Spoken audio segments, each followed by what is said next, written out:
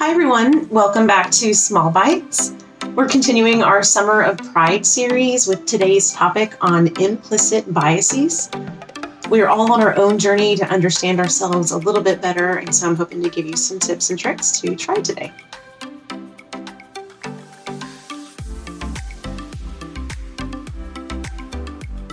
The first thing I want you to do when we're talking about understanding our own biases and assumptions is to go look back at our values, Small Bites. It really gives a good place to start when you're trying to understand the things that are really important to you. Today, I want to give you some things to think about in terms of where those values came from and what exactly I mean when I say values.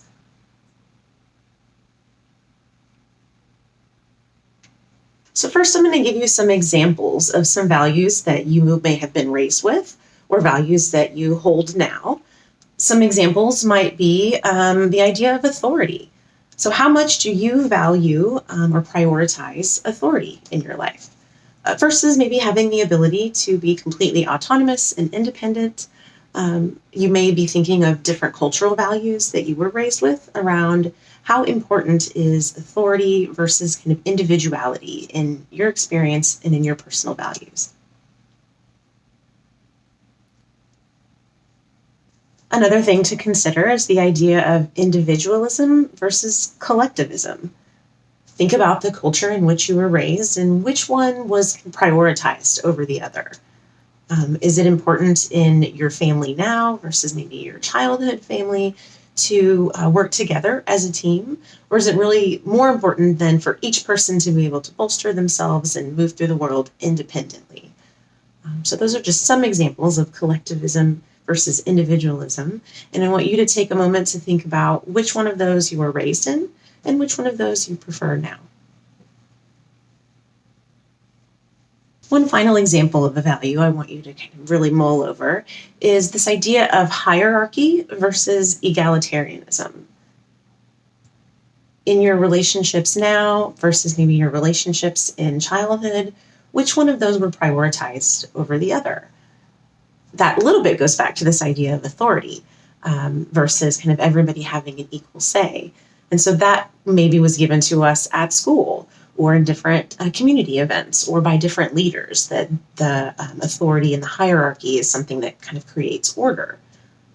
The other side of that is this idea of egalitarianism, where each person within a relationship has autonomy and the right to choose and believe and to do what they want to do. So neither one of them is necessarily right or wrong. It's just important for you to think through for yourself where those came from, and if you were given those, whether or not you want to hold on to those anymore.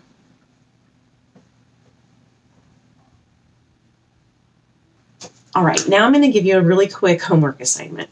Ideally, you'll stop this right now, the video, go do this test that I'm going to give you online, and then come back, or you can just do it later. But what I want you to do is Google the idea of implicit bias test.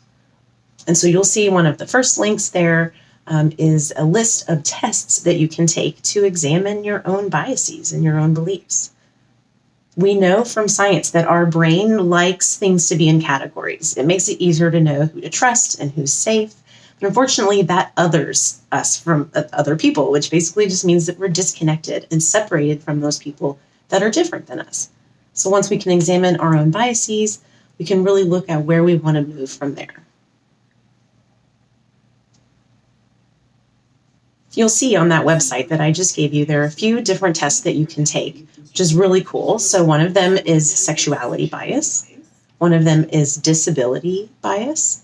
We have racial bias, religious bias, and actually many others. There's one on presidential bias, which is kind of interesting. But you'll find that you probably learn a lot about yourself by taking these tests. All right, so you're back from taking your test. This may be really hard to sit with, the idea that you have biases, but we all do. And so we're all on this journey of being accountable to ourselves, to our community members, to making the world a better place. If you're watching this video, we know that you agree with us on that.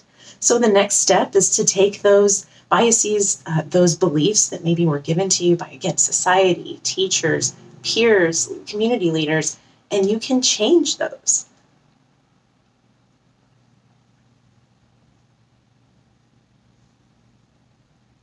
So I'm going to give you 3 easy steps to change your thoughts. Science tells us that this really works. It is a practice and it takes some time, but I'm going to give you 3 easy steps. The first step is to identify that thought.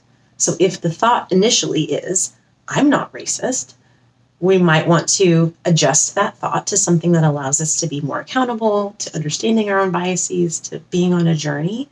And so you firstly recognize the thought, and then we want to stop it somehow. So if we've said it out loud, we may want to kind of try to take it back, as in saying, recognizing, oh, this is a thought that I want to shift right now. You can also do that in your own head when those thoughts come up, saying, oh, I'm recognizing that's a thought that I want to be able to challenge. You recognize it, you stop it and try to kind of take it back, and then you find a new thought that you want to replace it with. So in that example, it might be something like, I'm learning to identify my own implicit biases. I'm on a journey to be anti-racist. And so that kind of gives you a way to replace those thoughts when they come up again later. So not just the one time. I wish it were that easy. But again, we're all on a journey, and do take that test and learn a bit more about yourself and start to identify ways that you can examine your own biases. Super glad you came back to Small Bites here today. We're always happy to have you. Look forward to seeing y'all next time, where we'll give you some more tips and tricks on mental health. Y'all have a great day. Bye.